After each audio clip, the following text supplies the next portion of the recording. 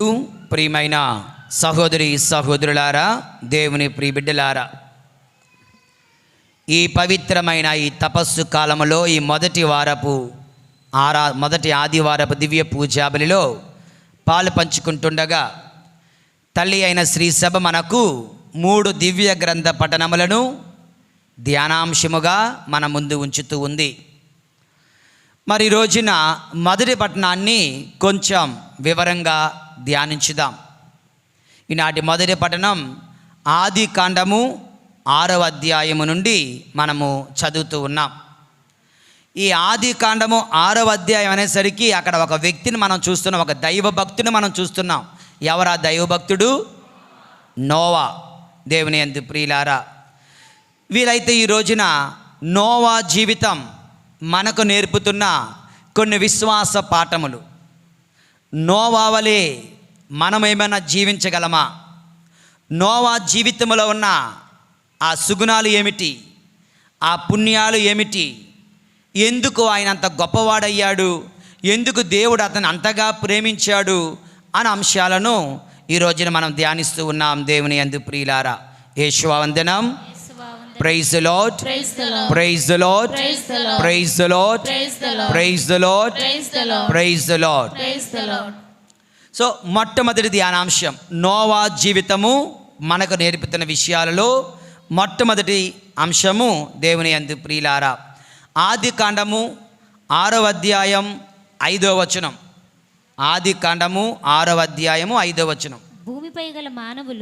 భూమిపై గల మానవులలో మానవులు పరమ దుష్టులైపోయిరి. వారు ఎల్లప్పుడూ చెడు పనులు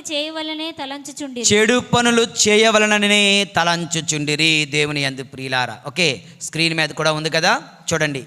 మానవులు, భూమిపై ఉన్న మానవులందరూ పాపాత్ములైపోయారంట. వాళ్ళ కోరిక కూడా ఏంటంటే చెడును మానుకుందాం, మంచిని చేద్దామని కాదు. మంచిని మానుకుందాం, చెడునే చేద్దాం. ఎవరైనా బలహీనత కొలది పాపం చేయొచ్చు. కొంతమంది పాపము చెయ్యాలి అన్న ఆలోచనతోనే వాళ్ళ జీవితాలు జీవిస్తూ ఉంటారు. అది దేవుడు క్షమించలేడు, అది దేవుడు సహించలేడు, భరించలేడు. దేవుని యందు ప్రియులారా, నీ జీవితంలో, నీ యొక్క విశ్వాస జీవితంలో, ఆత్మీయ ప్రయాసలో now and then by mistake అప్పుడప్పుడు బలహీనత కొలది నువ్వు పాపము కట్టుకుంటే మరలా నువ్వు జ్ఞానోదయమై నీ తప్పును నువ్వు తెలుసుకొని, దేవా నేను పాపిని, నన్ను క్షమించండి అంటే క్షమిస్తాడు. కానీ ఇక్కడ మానవుల యొక్క స్పెషాలిటీ ఏంటండి? ఆది కాండము 6వ అధ్యాయం 5, 6, 7 వచనాలు, మనం 3 వచనాలు కూడా చదువుదాం. దేవుని యందు ప్రియమైన సహోదరి సహోదరులారా, చదవండి మరొకసారి. భూమిపై గల మానవులు పరమ దుష్టులైపోయిరి. వారు ఎల్లప్పుడూ చెడు పనులు చేయవలననే తలంచుచుండిరి. ఎల్లప్పుడూ చెడ్డ పనులు చెయ్యాలి అన్నదే వారి యొక్క ఆలోచన. దేవుని యందు ప్రియుల. తర్వాత వచ్చినమ్మా, ఇది చూచి దేవుడు భూమి మీద మానవుని తుడిచిపెట్టాడు. సరే ఇది చూద్దాం. దేవుని యందు ప్రియులారా, ఈ మాటను బట్టి మనకేమర్థమవుతుందండి అంటే, మనుషుల పాపాలచే గాయపడుచున్న దేవుని హృదయం. ఇది మన మొదటి ధ్యానాంశం. తర్వాత 6, 7 వచనాల్లో ఇది చూచి దేవుని మనసు నొచ్చుకొనెను, ఆయన హృదయమున బాధపడెను. దేవుని హృదయం, ప్రేమతో నిండిన హృదయం గాయపరపబడుతుంది. దేవుని హృదయం ప్రేమతో నిండి ఉండగా అది బాధింపబడుతుంది. దేవుని యందు ప్రియులారా, ఇది చూచి దేవుడు అయ్యో అనవసరంగా మానవాళిని సృష్టించాను కదా అని బాధపడ్డాడండి. దేవుని యందు ప్రియులారా, అనవసరంగా నేను మానవాళిని సృజించానే, మానవాళిని సృజించకుండా ఉంటే బాగుండేటిదే అంటూ దేవాది దేవుడు తన పనిని తాను శంకించుకుంటున్నాడు. తన పనిని బట్టి తాను బాధపడుతున్నాడు. మనుష్యుల యొక్క పాపములు చే గాయపడుచున్న దేవుని హృదయం. చెప్పండి. మరొకసారి చెప్పండి గట్టిగా. ఇంకొకసారి. దేవుని యందు ప్రియమైన సహోదరి సహోదరులారా, ఒక్కసారి మన జీవితాలకు వద్దాం. ఈ డైలాగు, ఈ ప్రభు అయిన దేవుడు చెప్పినటువంటి మాట తరచు మనం కూడా అంటుంటాం, ముఖ్యంగా తల్లిదండ్రులు పిల్లల విషయాల్లో. ఓకే, నాలాంటి గురువులు, మాలాంటి కొంతమంది గురువులు ప్రజల విశ్వాసుల జీవితంలో అనవసరంగా ఈ విచారణలకు వచ్చానే, అనవసరంగా ఈ విచారణలో పనిచేస్తున్నానే, ఇటువంటి వాళ్ళకా నా ఇన్ని సంవత్సరాల జీవితం, నా సేవ అని చిన్న బాధ కలిగే సందర్భం నాకేం కలలేదండి, మీరు కంగారు పడకండి. Okay, praise the lord, praise the lord, praise the lord, praise the lord, praise the lord. ఇక తల్లిదండ్రులు కూడా చాలాసార్లు అంటుంటారు, నా కడుపున, అబ్బా ఈ కంపల్సరీ ప్రతి ఇంట్లో డైలాగ్ ఉందా ఏంటి, నా కడుపున చెడ పుట్టావు కదరా అన్నారు. ఎప్పుడైనా విన్నారా? చాలాసార్లు. దేవుని యందు ప్రియులారా, ఇంకొక డైలాగ్ ఉంటుంది, ఏంటో తెలుసా? నువ్వు ఇలాంటోడు అవుతావని తెలిస్తే పుట్టినప్పుడే నీ పేక పిసికేసేవాడిని. కొంతమంది తల్లిదండ్రులు పిల్లలు అంటారు, చెప్పిన మాట వినలేనప్పుడు, నువ్వు ఇలాగని తెలిస్తే పుట్టినప్పుడు నీ పేక పిసికేవా. ఇదొక డైలాగ్. ఇంకొక డైలాగ్ ఉంటుంది తల్లిదండ్రులు మాట్లాడేది, రే ఇలాంటి రాక్షసుడు అవుతావని తెలిస్తే నేను అసలు అబార్షనే చేయించుకునేవాడిని, కనకుండే ఉండేవాడిని దాన్ని అంటే తల్లిదండ్రులు అంటుంటారు. దేవుని యందు ప్రియులారా, సో తల్లిదండ్రులు ఏ విధంగా బిడ్డలు దారి తప్పిపోయినప్పుడు, బిడ్డలు మాట విననప్పుడు, బిడ్డలు చేజారిపోతున్నప్పుడు వారి హృదయాలు ఎంత ఆవేదన చెందుతాయో, ఎంత మదన పడతారో, ఎంత కష్టపడతారో, బాధపడతారో, అదేవిధంగా దేవాది దేవుడు కూడా ఈ లోకములో ఉన్న మానవులు పాపము కట్టుకుంటూ జీవిస్తుండగా, వారి మనస్సులంతా పాపం మాత్రమే చెయ్యాలని ఆలోచిస్తుండగా, ప్రభువు కూడా అటువంటి దేవుని యందు ప్రియులారా భావనకే లోనైనట్లుగా వాక్యం చెప్తుంది మనకు. దేవుని యందు ప్రియులారా, ఆది కాండము మరొక ఉదాహరణ. ఆది కాండము 3వ అధ్యాయము 8వ వచనం చదవండి, తర్వాత 13వ వచనం చదవండి. ఆయన సాయంకాలము దేవుడైన యావే చల్లగాలికి తోటలో తిరుగాడుచుండెను. ఆయన అడుగుల చప్పుడు వారికి వినబడెను. వారు ఆయన కంటికి కనబడకుండా చెట్ల మధ్య దాగుకొనిరి. ఎవరు వారిద్దరు? ఆదాము ఏవమ్మలు. 13వ వచనం చదవండి. దేవుడైన యావే నీవు ఈ పని ఎలా చేసితివి? ఎందుకమ్మా ఇంత పని చేశావు? ఎందుకమ్మా ఇంత పని చేశావు? ఎందుకయ్యా ఇంత పని చేశావు అంటూ కొడుకుని, కూతురుని తల్లిదండ్రులు ప్రశ్నించే సందర్భాలు లేకపోలేదు. అలాగే దేవుడు కూడా తన యొక్క కుమార్తె అయినటువంటి ఆ మొట్టమొదటి ఏవమని అంటున్నాడు, ఎందుకమ్మా ఇంత పని చేశావు? దేవుని యందు ప్రియులారా, మరొక సందర్భంలో ఆది కాండము 18వ అధ్యాయము 20-21 వచనాలు చదవండి. ఆది కాండము 18వ అధ్యాయము 20-21 వచనాలు. కావున దేవుడు సొదొమ గొమొర్రా ప్రజల పాడు పని పైకి పరలోకానికి నా దృష్టికి పొక్కినది. వారి పాపము పండినది. ఏంటట? వారి పాపము, నీ పాపం పండింది నేడు. అక్కడ అయిపోయింది. ఓకే, నీ పాపం పండింది నేడు అంటున్నారు దేవుని యందు ప్రియులారా. నేను దిగి వెళ్ళి వదంతులు పుట్టుటకు వారు చేసిన చెడు పనులు ఎంతవరకు కారణమో కనుగొందును. వారిని దండింపవలనే మనవి నా చెవిన పడినది. చూడండి దేవుని యందు ప్రియులారా, వారిని దండింపవలయునని మనవి నా చెవిన పడినది. నేను నిజము తెలుసుకున్న తలంచితిని. ఎవరు మనం చేశారంటారు? వీళ్ళందరూ పాపం చేశారు. వీరిని దండించమని ఎవరు ప్రార్థించారు? ఎవరు? అబ్రహామా? లేదే, వాళ్ళని క్షమించమని ప్రార్థన చేశాడు. దండించవద్దని ప్రార్థన చేశాడు అబ్రహాము. కానీ దేవుని యందు ప్రియులారా, నువ్వు పాపము చేస్తే, నువ్వు పాపము కట్టుకుంటే ఏమవుతుందండి అంటే, ప్రియమైన సహోదరి సహోదరులారా, న్యాయం, దేవునికి మొరపెడతారంట, వాళ్ళ పాపం, వారిని దండించండి ప్రభువా అని, వారిని దండించండి ప్రభువా అంటూ ప్రార్థించే దూతలు కూడా ఉంటారు.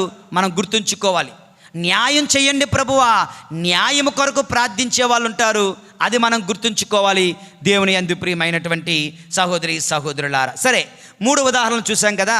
ఇప్పుడు మన జీవితాలకు వద్దాం. దేవుని యందు ప్రియులారా, మనకి ఇష్టం లేనివాడు తప్పు చేస్తే పోనీ అని వదిలేస్తాం, లేదా శిక్షిస్తాం. కానీ మనకిష్టమైన వాడు, మనం ఎంతగానో ప్రేమించిన వాడు తప్పు చేస్తే బాధపడితే వాళ్ళని కొట్టలేం, తిట్టలేం, దండించలేం, గెంటేయలేం, ఇంట్లో పెట్టుకోలేం కదా.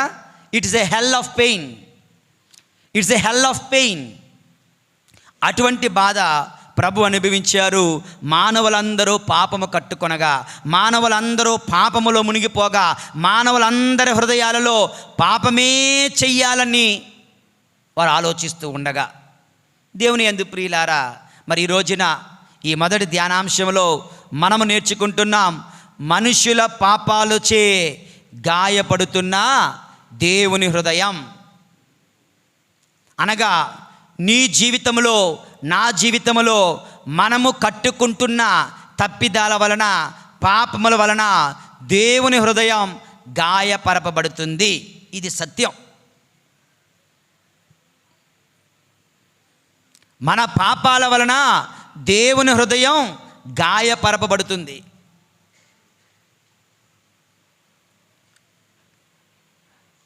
యేసునాథుని యొక్క తిరుహృదయ దర్శనమును పొందుకున్న మేరీ మార్గరెట్ అలకోక్ అనే అమ్మగారు యేసు ప్రభు దర్శనమిచ్చి తన తిరుహృదయాన్ని, దివ్య హృదయాన్ని చూపించి మాట్లాడుతున్న సందర్భాలలో, ఒకానొక సందర్భంలో దేవుని యందు ప్రియమైన సహోదరి సహోదరులారా, ఒకానొక దర్శనాలలో ప్రభువు చెప్తున్నారు. ఆవిడ అడుగుతుంది, ప్రభువా నీ తిరుహృదయము చుట్టూ ముళ్ళ కంపలున్నాయి, నీ తిరుహృదయానికి ఏదో గాయం ఉన్నది, రక్తం కారుతుంది, ఏంటది? అలనాడు సిలువలో నువ్వు మరణించావా బతుకున్నావా తెలుసుకొనడం కోసం ఒక బంట్రోతు ఈటచే పొడిచిన ఆ గాయమే కదా? లేదమ్మా, మేరీ మార్గరెట్ అలకోక్ తల్లి, అది కాదు ఇది. మరి ఇది ఏంటి అంటే, నా బిడ్డలే, నా పిల్లలే, నా గురువులు మఠవాసులే, నా విశ్వాసులే జ్ఞానస్నానం పొందుకొని, మేము క్రైస్తవులమని చెప్పుకున్న వాళ్ళు జ్ఞానస్నానం పొందుకొని దివ్య సత్ప్రసాదం స్వీకరిస్తూ మేము క్రైస్తవులము, క్రీస్తు భక్తులమని చెప్పుకుంటూ తిరుగుతున్న వాళ్ళు, వారు చేసిన పాపములు, వారు కట్టుకుంటున్న పాపములే ఈ గాయాలు, ఈ గాయము, ఈ ముండ్ల కిరీటము, నా హృదయ వేదన అంటూ యేసు ప్రభు సమాధానం చెప్పారంట. దేవుని యందు ప్రియమైన సహోదరి సహోదరులారా, now this is the time to reflect, this is the day to reflect. యేసు ప్రభుని ఈట చేపొడిచిన వాడు వాడెవడో కాదు, నువ్వు నేనే. ఈ రోజున ఎన్నిసార్లు నేను నా యేసయ్యను కొరడాలతో కొట్టాను నా పాపాల వలన, ఎన్నిసార్లు నేను నా యేసయ్య శిరస్సుపై ముండ్ల కిరీటం పెట్టాను నా దుష్ట ఆలోచనల వలన, ఎన్నిసార్లు నేను నా యేసయ్య భుజాలపై సిలువ పెట్టాను నా శారీరక పాపముల వలన, ఎన్నిసార్లు నా యేసయ్యను దిగంబరుని చేశాను, ప్రజల ముందట అవమానించాను, సాతాను ముందట అవమానించాను. నేను సాతానుడికి ఎస్ చెప్తూ దేవునికి నో చెబుతూ, శోధనలు వచ్చినప్పుడు you have 2 options, either to say yes or to say no. Okay, ఉదాహరణకు పెళ్లి సంబంధాలు వస్తాయి కదా. పెళ్లి సంబంధాలు వచ్చినప్పుడు వాళ్ళకి 2 ఆప్షన్స్ ఉంటాయి, ఎస్ చెప్పడము, నో చెప్పడము. ఎస్ చెబితే ఆ పెండ్లి కుమారుడు హ్యాపీ కదా, నో చెబితే ఆ పెండ్లి కుమారుడు అవమానింపబడినట్లే కదా. సో పెండ్లి కుమారుడు యేసు ప్రభు ఉన్నాడు, ఒక ప్రక్క సాతానుడు ఉన్నాడు. నువ్వు ఉంటున్నావు, నువ్వు ఎవరికి ఎస్ చెప్తున్నావు? శోధనలకు ఎస్ చెబితే నువ్వు సాతానుడికి ఎస్ చెప్పినట్లు, పెండ్లి కుమారుడు యేసు ప్రభుని అవమానించినట్లు, కించపరిచినట్లు, బాధించినట్లు. శోధనలకు నువ్వు నో చెబితే, శోధనలనే పాపము, ఈ పాపము నేను చెయ్యను అని చెబితే, that is true adoration, that is real worship. ఆత్మయందు సత్యమునందు దేవుణ్ణి ఆరాధించడం.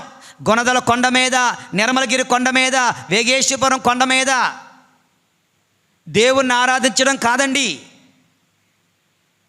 దేవుణ్ణి ఆరాధించడం ఆత్మయందు సత్యమునందు. ఆత్మయందు సత్యమునందు దేవుణ్ణి ఆరాధించడం అంటే, సాతానుడు ఒక శోధన తీసుకొని వచ్చినప్పుడు దాన్ని తిరస్కరిస్తూ నేను దేవుని మాటను పాటిస్తాను అంటే అది ఆత్మయందు దేవుణ్ణి ఆరాధించడం, అది సత్యమునందు దేవుని ఆరాధించడం, అది దేవుని సంతోషపెట్టడం, అది దేవుని సన్మానించడం, అది దేవునిపై పూలజల్లు కప్పడమే. ఒక ఉదాహరణ చెప్పనా? పునీత థామస్ అక్వైనాస్, గొప్ప పునీతుడు, గొప్ప ప్రపంచంలోనే గొప్ప వేదాంత పండితుడు, ఎన్నెన్నో పుస్తకాలు రాసినటువంటి గొప్ప తత్వవేత్త. ఆయన చిన్నప్పటి నుంచే నేను గురువు అవుతాను, నేను గురువుగా అభిషిక్తుని అవుతాను అని ఆశపడ్డాడు.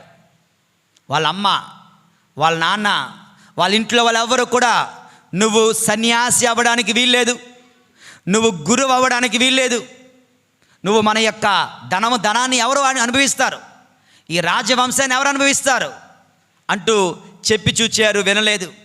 తిట్టి చూచారు, వినలేదు. కొట్టి చూచారు, వినలేదు. చిట్ట చివరికి తల్లిదండ్రులు ఏం చేశారు తెలుసా?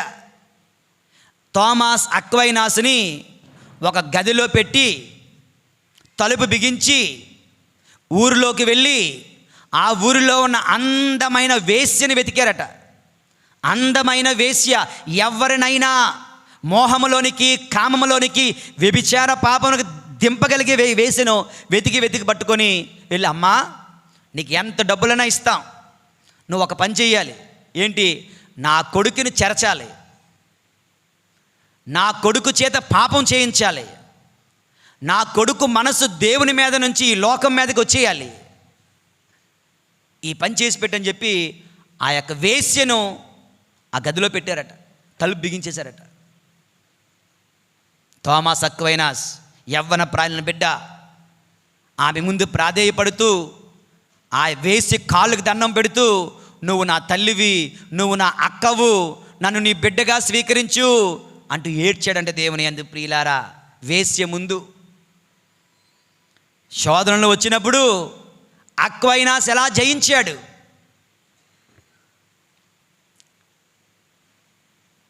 యేసు ప్రభు 40 రోజుల పాటు ఎడారిలో శోధింపబడుతుండగా, ఇదిగో రాళ్లను రొట్టెగా మార్చి తిను, మానవుడు కేవలము రొట్టె వలన మాత్రమే జీవించడు, దేవుని నోటి నుంచి మాట వలన జీవిస్తాడు. దేవుని వాక్కుతో శోధనలు జయించలేదా? శోధనలు జయిస్తే దేవుణ్ణి ఆరాధించినట్లు, శోధనలు జయిస్తే దేవుని సంతోషపెట్టినట్లు. దేవుని యందు ప్రియులారా, శోధనలకు లొంగిపోతే, శోధనలో పడిపోతే, శోధనలకు గురై పాపము చేస్తే దేవుని తిరస్కరించినట్లు. అది విగ్రహారాధన. మరి తల్లి స్వరూపాన్ని పెట్టుకొని ప్రార్థించడం విగ్రహారాధన కాదు. విగ్రహారాధన అంటే అది సాతానుని ఆరాధించడం, సాతానుకి ఎస్ చెప్పడం, దేవునికి నో చెప్పడం, అది దేవుని హృదయాన్ని గాయపరచడం. అలనాడు ఆ మానవులందరూ కూడా నోవా కాలంలో శోధనలకు గురై శోధనలోనే ఆనందిస్తూ పాపములే కట్టుకొని ఆలోచించారు. దేవుని హృదయం మదనపడింది, దేవుని హృదయం గాయపరపబడింది. ఈ రోజున దేవుని యందు ప్రియులారా, క్యాథలిక్ చర్చిలో అద్భుతమైనటువంటి ఎన్నెన్నో ట్రెడిషన్స్, ఆచారాలు ఉన్నాయి, ఉండేవి. ఎందుకు ఉన్నాయి అంటున్నాను? కొన్ని ఇంకా మిగిలి ఉన్నాయి కనుక. ఉండేవి అంటే కొన్ని ఆల్రెడీ పోయాయి కనుక. ఏంటో తెలుసా? అందులో ఎగ్జామినేషన్ ఆఫ్ కాన్షియన్స్. ఏంటండి? ఆత్మ పరిశీలన. ఏంటట? ఆత్మ పరిశీలన. ఉదయం, మధ్యాహ్నం, రాత్రి పడుకునే ముందు 3 సార్లు మేము చిన్నప్పుడు ఆత్మ పరిశీలన చేసుకునేవాళ్ళం. ఉదయకాల ప్రార్థనలో ఆత్మ పరిశీలన, సైలెన్స్, పాజ్, ఒక నిమిషం, ఈ రాత్రి నేనేమైనా పాపం కట్టుకున్నానా, దేవునికి వ్యతిరేకంగా ప్రభువా ఆలోచించాలి, గుర్తు తెచ్చుకోవాలి. మధ్యాహ్నం ఏంజెలస్ త్రికాల జపం చెప్పే ముందు ఆత్మ పరిశీలన. మధ్యాహ్న ప్రార్థనలో ఈ యొక్క ఉదయం లేచినప్పటి నుంచి ఇప్పటి వరకు నేను దేవుణ్ణి తిరస్కరించానా, పాపము కట్టుకున్నానా, ఆత్మ పరిశీలన. మధ్యాహ్నం భోజనం అయిన తర్వాత పడుకునే ముందు మళ్ళీ ఆత్మ పరిశీలన, ఎగ్జామినేషన్ ఆఫ్ కాన్షియన్స్, ఆత్మను పరిశీలన చూచుకొనుట. రాత్రికాల ప్రార్థనకు ముందు, మధ్యాహ్నం భోజనం తర్వాత నుంచి ఇప్పటి వరకు నేనేమైనా పాపము చేసి దేవుణ్ణి గాయపరిచానా. ఒకప్పుడు ఉండేది, ఇప్పుడు అది వారానికి ఒకసారి, నెలకొకసారి, ఇక పూర్తిగా పోయింది.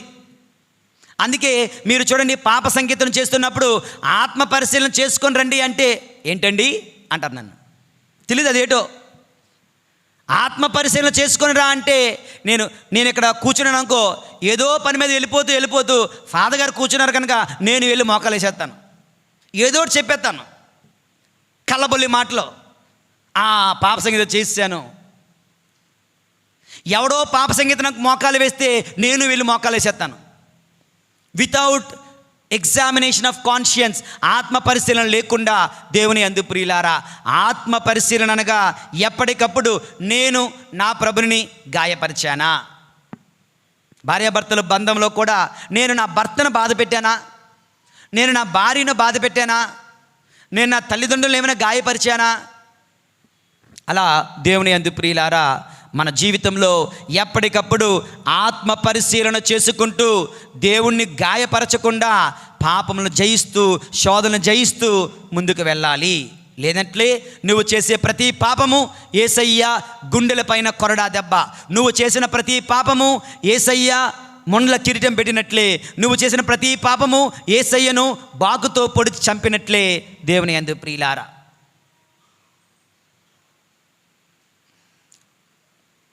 ఈ తపస్సు కాలం అలా ఆత్మ పరిశీలన చేసుకుంటూ ఆ ప్రభుని గాయపరిస్తే ప్రభుని క్షమాపణ వేడుతూ ఇక నుండైనా నా ప్రభుని నేను గాయపరచను అని జీవించడమే దేవుని యందు ప్రియులారా. యేషువా వందనం.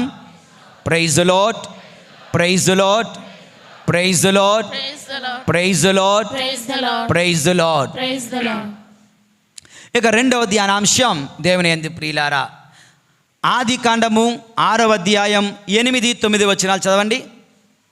ఆదికాండము 8, 6వ అధ్యాయం 8-9 వచనాలు. కానీ నోవా మాత్రము దేవుని కృపకు పాత్రుడయ్యను. నోవా గాథ ఇది. నోవా నీతిమంతుడు, తన కాలము వారిలో ఉత్తముడు, దేవునితో కూడా సహచరుడై, దేవునికి సహచరుడై జీవించెను, దేవునితో కలిసి నడిచెను. దేవుని యందు ప్రియమైన సహోదరి సహోదరులారా, 7వ అధ్యాయం 1వ వచనం చదవమ్మా. దేవుడు నోవాతో ఈ తరము వారిలో నీవొక్కడివే నీతిమంతుడవు కావున నీవు నీ కుటుంబము వారు ఓడలోనికి వెళ్ళుడు. దేవుని యందు ప్రియమైన సహోదరి సహోదరులారా, ఇక్కడ దేవుని కృపకు పాత్రుడైన నోవా, అతని కుటుంబం. దేవుని కృపకు పాత్రుడైన నోవా, అతని కుటుంబం. మీరు చెప్పండి. స్క్రీన్ మీద ఉన్నది అనుకుంటాను, గట్టి చదవండి గట్టిగా. ఇంకొకసారి. Okay, very good. దేవుని యందు ప్రియులా, చాలా చక్కగా చదివారు. ఒకసారి ఆలోచించండి. నోవా అనువాడు దేవుని కృపకు పాత్రుడయ్యాడు కదా, అతను ఒక్కడేనా? అతని కుటుంబం కూడా పాత్రుడయ్యాడు కదా. మరి నేను దేవుని కృపకు పాత్రుడుగా జీవిస్తున్నానా? నా కుటుంబముపై దేవుని కృప ఉందా అని ఎప్పుడైనా ఆలోచించారా? చూడండి, కరోనా సమయంలో నేను టీకా వేయించుకున్నానా, నా భర్త వేయించుకున్నాడా, నా పిల్లలు వేయించుకున్నారా ఆలోచిస్తాం. మనకేమన్నా బీమా ఉందా, పాలసీ ఉందా అని ఆలోచిస్తాం. నా భవిష్యత్తు ఏంటి ఆలోచిస్తాం. నాకు సంపాదన ఏదైనా ఉందా అని ఆలోచిస్తాం. దేవుని ఎందుకు నాకు దేవుని కృప ఉందా అని ఆలోచిస్తున్నామా? దేవుని కృపకు పాత్రులై మనము జీవిస్తూ ఉన్నామా? మన యొక్క దుస్థితి ఏంటండి అంటే, మన జీవితంలో ఎప్పుడూ కూడా మనుష్యుల యొక్క కృప అని చెప్పలేను, కానీ మనుషుల దృష్టిలో మంచి వాళ్ళుగా పిలవబడాలి అని కోరుకుంటాం. మనుషులందరూ ఆహా వీడంత మంచోడు అంటే బాగున్ను, దానికోసం ఏమైనా చేస్తాం. మంచోళ్ళు అనిపించుకుంటాం. మంచోళ్ళ ముంచేవాళ్ళ? మనం ముంచే వాళ్ళమే అయినా మనం మాత్రం అందరి చేత మంచి వాళ్ళగా పిలిపించుకోవడానికి ఇష్టపడతాం, ఆశపడతాం, శ్రమిస్తాం, దాని కొరకే బ్రతుకుతాం.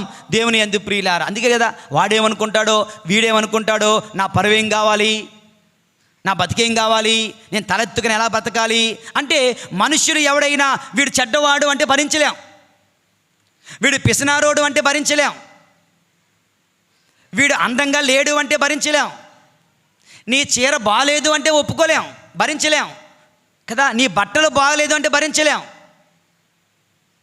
ప్రతిదీ కూడా, నా చెప్పులు ఎలాగున్నాయి సూపర్, నా ప్యాంట్ ఎలాగుంది సూపర్, నా వాచ్ ఎలాగుంది సూపర్, నా టోపీ ఎలాగుంది సూపర్,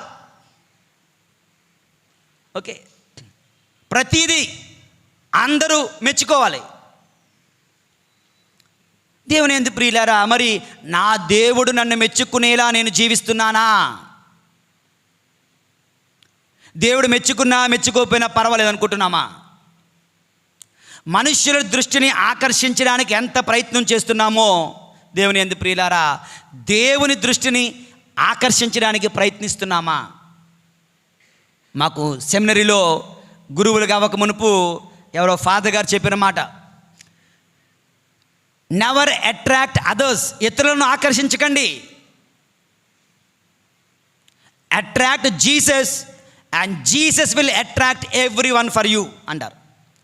యేసు ప్రభుని ఆకర్షించండి, మిగిలినదంతా యేసు ప్రభు మీకోసం ఆకర్షిస్తాడు. మీరు యేసు ప్రభుని వదిలేసి ఇతరులను ఆకర్షించడానికి బయలుదేరితే యేసు ప్రభుని కోల్పోతారు, వారిని కోల్పోతారు. ఇది చాలా ఇంపార్టెంట్. దేవుని యందు ప్రియులారా, మనందరి జీవితాలలో స్నేహాల కొరకు అర్రులు చేస్తున్నాం, ప్రేమ కొరకు అర్రులు చేస్తున్నాం. ఇది మీకు బాగా కనెక్ట్ అవుతుంది, మీకు బాగా అర్థమవుతుంది. ఒక అమ్మాయి ప్రేమలో, ఒక అబ్బాయి ప్రేమలో ఉంటే, పడితే మొట్టమొదటి నాశనం ఏంటో తెలుసా? బోల్డ్ అంత టైం వేస్ట్, గంటల కొలది ఫోన్లో గడపాలి. తిన్నావు, ఏం తిన్నావు? కూర తిన్నాను. ఏం కూర? ఈ కూర. ఎవరు వండారు? అవునా?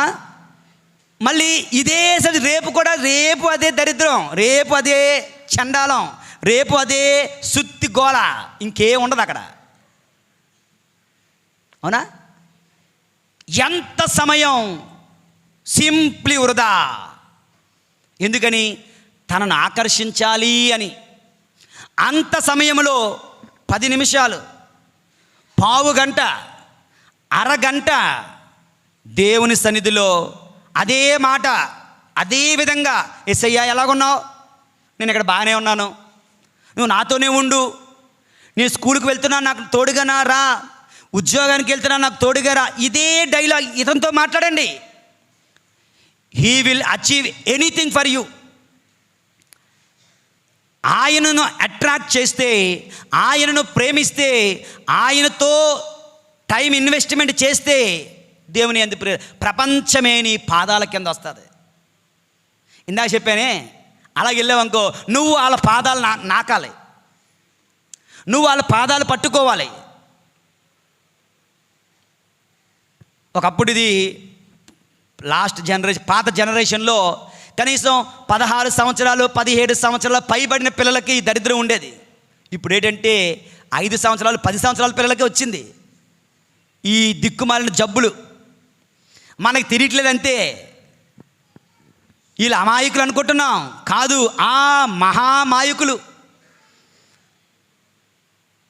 అవన్నీ తవ్వేమనుకో మనకు నొప్పి వస్తుంది, గుండె నొప్పి వస్తుంది. అందుకే తవ్వకుండా అలాగ ఉంచడం బాబు, ఏదో చిన్నపిల్లల గొడవానికని. దేవుని యందు ప్రియులారా, చాలా భయంకరంగా ఉంది ఈ ప్రజెంట్ జనరేషన్. కనుక మనుష్యుల స్నేహమునకు, మనుష్యులను ఆకర్షించే ప్రయాసలో దేవుణ్ణి కోల్పోకండి. నోవా దేవుని కృపకు పాత్రుడయ్యాడు. నీవు నేను దేవుని కృపకు పాత్రులుగా జీవిద్దాం. దేవునిని ఆకర్షిద్దాం. దేవుడు మెచ్చే పనులు చేద్దాం. దేవునికి ప్రియమైన వారిగా జీవిద్దాం. దేవుని యందు ప్రియమైన సహోదరి సహోదరులారా, యేషువా వందనం. Praise the lord, praise the lord, praise the lord, praise the lord, praise the lord, praise the lord. మూడవ ధ్యానాంశం వాక్యం చూడండి. ఆది కాండము 7వ అధ్యాయము 5వ వచనం చెప్పండి. చదవండి ఎవరైనా. ఆది కాండము 7వ అధ్యాయం 5వ వచనం. నోవా దేవుడు ఆనతి ఇచ్చినట్లే చేసెను. దేవుడు ఆనతి ఇచ్చినట్లే చేసెను. తర్వాత భూలోకములో జలప్రలయం సంభవించినప్పుడు నోవా వయసు 600 ఏండ్లు. 7వ వచనం చదవమ్మా. జలప్రలయం తప్పించుకొనుటకై ఓకే నోవా భార్య ఓకే కుమారులతో ఓకే కోడలతో ఓడలోనికి వెళ్ళెను. దేవుని యందు ప్రియమైన సహోదరి సహోదరులారా, ఇక్కడ ముఖ్యమైన విషయం ఏంటంటే, ఇంక మరింత వివిధ గ్రంథాలు చదివితే నోవా జీవితం అందులో రాయబడి ఉంది. ఏంటండి అంటే, ఆయన ఉదయం అంతా ఓడ కట్టేవాడంట. చీకటి పడిన తర్వాత కట్టలేడుగా. అప్పుడు ఏం చేసేవాడు తెలుసా? రాత్రి అయితే సాయంత్రం అయితే చీకటి పడితే ఇంటింటికి వెళ్ళి తలుపు తడుతూ పశ్చాత్తాపం చెందండి, మీ పాపములకు మారు మనస్సు పొందండి, జలప్రలయం రానున్నది, సర్వలోకము నాశనం కానున్నది అని చెబుతుంటే వాళ్ళందరూ కూడా వెక్కిరించేవారంట. దేవుని యందు ప్రియులారా, వారందరూ కూడా నోవాను వెక్కిరించేవారంట. ఇక్కడ విషయం ఏంటంటే, పరుల కంటికి లోకువైన దేవునికే లోబడిన నోవా. చెప్పండి. ఇలాగనొచ్చు, లేదంటే అలాగా దేవుడు ఆజ్ఞాపించిందంతా చేసిన విధేయించిన నోవా. పరుల కంటికి లోకువైన దేవునికే లోబడిన నోవా, దేవునికి విధేయించినటువంటి నోవా. దేవుని యందు ప్రియులారా, ఇంతకీ దేవుడు నోవాను పడవ కట్టమన్నాడు కదా. ఎక్కడ కట్టమన్నాడు? ఎక్కడ? ఆయన ఎక్కడున్నాడు అక్కడే. పడవ అన్నది ఎక్కడ కడతారు? సముద్రం ఒడ్డున కట్టాలి. సముద్రం ఒడ్డున కడితే చిన్న తోత్తే సముద్రంలోకి వెళ్ళిపోద్ది. మనవాడు ఎక్కడ కడుతున్నాడు? ఊరి నడిబొడ్డున. దేవుని యందు ప్రియుల, ఇతను ఊరి ఒడ్డున లేదంటే అతని ఇంటి దగ్గర పడవ కడుతుంటే ప్రజలందరూ వచ్చి వెక్కిరించేవారంట. ఒరి పిచ్చోడా, పడవని ఎక్కడ కడుతున్నావు? ఎంత పెద్ద పడవని అంత దూరం సముద్రం దగ్గరికి ఎలా తీసుకుని వెళ్తావు? ఆ రోజు క్రెయిన్లు అవి లేవు కదా. అంటే వాడు, నేను పడవని ఎక్కడ కడుతుంటే సముద్రం దగ్గరికి పడవ వెళ్ళదు, పడవ దగ్గరికే సముద్రం వస్తుంది, భయంకరమైనటువంటి జలప్రలయం రానున్నది అని చెబితే అందరూ అతన్ని వెక్కిరించేవారంటే. దేవుని యందు ప్రియులారా, లోకుల పరుల కంటికి లోకువైన దేవునికే విధేయించినటువంటి నోవా. పుణ్యాత్ములందరూ అంతే, భక్తిపరులందరూ అంతే. చాలామంది, అబ్రహాము చూడండి, అబ్రహాము హాయిగా ఉన్నాడు. ఊర్ అనే గ్రామంలో అన్నీ ఉన్నాయి, ఒక సంతానం తప్ప. అయితే దేవుడు అంటున్నాడు, నీవు అన్ని విడిచిపెట్టి వచ్చే అంటున్నాడు. కనుక అన్ని విడిచిపెట్టి భార్యను యొక్క లోతును తీసుకొని బయలుదేరుతుంటే అందరూ వెక్కిరించారు. పిచ్చివాడు, వెర్రివాడు, కలలగనేవాడు, బుర్రలేనివాడు, బుద్ధి తక్కువవాడు అన్ని విడిచిపెట్టి ఎక్కడికి వెళ్ళిపోతున్నాడు? పరుల కంటికి లోకువయ్యాడు, కానీ దేవునికి విధేయించాడు. ఎవరు? అబ్రహాము. నోవా పడవను ఊరి మధ్యలో కడుతుంటే అందరూ వెక్కిరించారు. పరుల కంటికి లోకువయ్యాడు, కానీ దేవుని ఆజ్ఞలకు విధేయించాడు. దేవుని యందు ప్రియులారా. మదర్ తెరేసా హాయిగా లొరెట్టో కాన్వెంట్లో, డార్జిలింగ్లో స్కూల్లో పిల్లలకి పాఠాలు చెప్పుకుంటుంది. హ్యాపీ కదా. ఉదయాన్నే లెగడం, ప్రార్థన చేసుకోవడం, స్కూల్కి వెళ్ళడం, పాఠాలు చెప్పడం, మళ్ళీ ఇంటికి రావడం, మళ్ళీ ప్రార్థన చేసుకోవడం, పడుకోవడం. Life is easy. అటువంటిది దేవుని స్వరం కలకత్తా నుంచి డార్జిలింగ్ వెళ్తున్నటువంటి ప్రయాణంలో ట్రైన్లో దేవుని స్వరం ఏంటంటే, ఇదిగో నువ్వు నా కొరకు వస్తావా, నా పని మీద వస్తావా? వస్తాను ప్రభువా. దిగిపోయారు, ట్రైన్ దిగిపోయారు. 5 రూపాయలతో ట్రైన్ దిగిపోయారు. కలకత్తా వీధుల్లోనికి వెళ్ళారు. రోడ్డు మీద ఉన్నటువంటి పిల్లలను, అనాథ పిల్లలను చేరదీసి వాళ్ళకి అక్షరాలు నేర్పిస్తున్నారు. చెత్త కుప్పల మీద ఉన్నటువంటి వృద్ధులు, భిక్షగాలను చేరదీసి కాళీమాత గుడిలో ఒక మూలన వాళ్ళ గాయాలకు, పుండ్లకు మందు పూసేవారు, వాళ్ళకి స్నానం చేయించేవారు. అందరూ మదర్ తెరేసాను పిచ్చిదన్నారు, వెర్రిదన్నారు, మతాలు మారుస్తుంది అన్నారు, ద్రోహి అన్నారు. దేవుని యందు ప్రియులారా, లోకుల దృష్టిలో మదర్ తెరేసా లోకువైన దేవునికి విధేయించారు. మన ఎఫ్సిసి అమ్మగారుల వాళ్ళందరికీ కూడా తండ్రి లాంటి వాడు ఎవరు తెలీదా? ఎవరు? సెయింట్ ఫ్రాన్సిస్ ఆఫ్ అసిసి, అసిసిపుర ఫ్రాన్సిస్ వారు. ఓకే, ఆయన జీవితం, ఆయన తండ్రి బట్టల వ్యాపారి. ఈ రోజుల్లో బంగారము భూమికి ఎంత విలువో బట్టలకు అంత విలువ. ఆ రోజుల్లో బట్టల వ్యాపారి అంటే వాడు బంగారు వ్యాపారం చేస్తుంది వాడు లెక్క. అటువంటి బట్టలను పేదవాళ్ళకి దానం చేసేస్తున్నాడు అన్నమాట ఇంటి పైనుంచి. వాళ్ళ నాన్న గుండెలు బాదుకొని ఒరే ఒరే ఒరే ఎంత పని చేసావు, ఇప్పుడు బంగారాన్ని జల్లెత్తే ఏమవుతుంది? గుండె నొప్పి రాదు? అలాగనమాట. సో బట్టలను ఇచ్చేసినది పేదవాళ్ళకి ఇచ్చేస్తా ఉన్నాడు, కిటికీలోంచి కిందకి ఇసిరేస్తున్నాడు. వాళ్ళ నాన్న వచ్చి కొట్టి తిట్టి పట్టుకొని పనికిరాని వాడాన్ని బిషప్ గారి దగ్గర తీసుకుని వెళ్ళాడు. బిషప్ గారండి మీరే న్యాయం చెప్పండి. విచారణ గురువు బిషప్ గారు, పెద్దలందరూ, ఊరి పెద్దలందరూ ఉన్నారు. ఈ పిచ్చివాడు నా బట్టలన్నీ, నా యొక్క ఆస్తి మొత్తం పాడు చేస్తున్నాడు అన్నారు. ఇదంతా ఎందుకు? నా దేవుడు ఉంటే నాకు చాలు. నీ దేవుడా? అయితే నువ్వు వేసుకున్న బట్టలు కూడా నావి అన్నాడు. అందరూ చూస్తుండగా, ఊరి వాళ్ళందరూ చూస్తుండగా, ఈ బట్టలు నీవా? అందరి ముందు బట్టలు విప్పేసి దిగంబరుడుగా శరీరం మీద నూలు పోగు లేకుండా, ఇప్పటి వరకు నాకు 2 తండ్రులు, ఒకటి భూమి మీద, ఒకటి పరలోకంలో, కానీ ఈ రోజు నుంచి నాకు ఒకడే తండ్రి, పరలోకంలో మాత్రమే, ఈ లోకంలో ఇక నాకు ఎవ్వరూ లేరు అనుకొని నడుచుకుంటూ వెళ్ళిపోతారు. బిషప్ గారు వచ్చి తన పై వస్త్రాన్ని కప్పితే అది కూడా విసిరేసి నడుచుకుంటూ ఆయన వెళ్ళిపోయి గోనె బట్టలు ధరించి భిక్షగాడిగా జీవిస్తూ సభను స్థాపించాడు. ఆ సభలో అంతోని వారు, పాదువపర్ అంతోని వారు వచ్చారు. ఆ సభలో ఎందరో పునీతులు వచ్చారు. ఆ సభ నుండే ఎఫ్సిసి అమ్మగారుల సభ కూడా పుట్టింది. దేవుని యందు ప్రియమైన సహోదరి సహోదరులారా, ఆ రోజున వస్త్రాలు తీసేస్తే లోకుల దృష్టిలో లోకువయ్యాడు, కానీ దేవుని ఆజ్ఞకు విధేయించారు.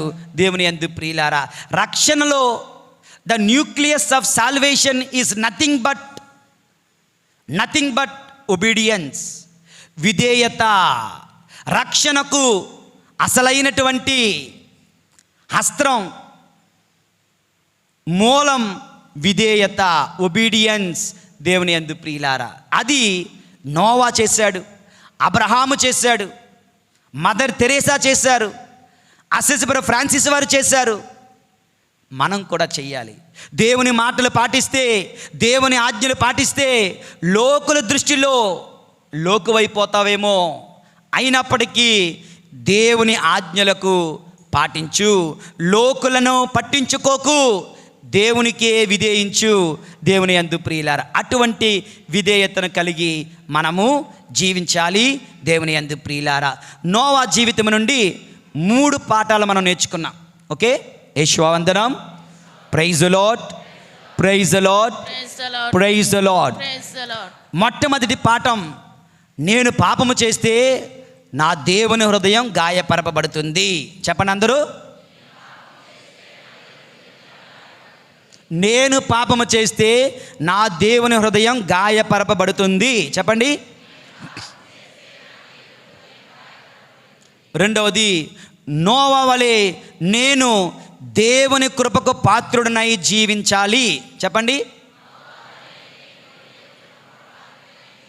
మరొకసారి గట్టిగా. మూడవది, దేవుని యందు ప్రియులారా, నోవా వలె పరుల కంటికి లోకువైన దేవునికే విధేయిస్తాను. చెప్పండి. ఈ 3 అంశాలను మనం ధ్యానిస్తూ దేవుని కృపావరము కొరకు ఈ దివ్య పూజాబలిలో తండ్రిని ప్రార్థిద్దాం. పరిశుద్ధుడైన దేవుడు మనల్ని దీవింతురుగాక. పితా పుత్ర పరిశుద్ధాత్మ నామమున.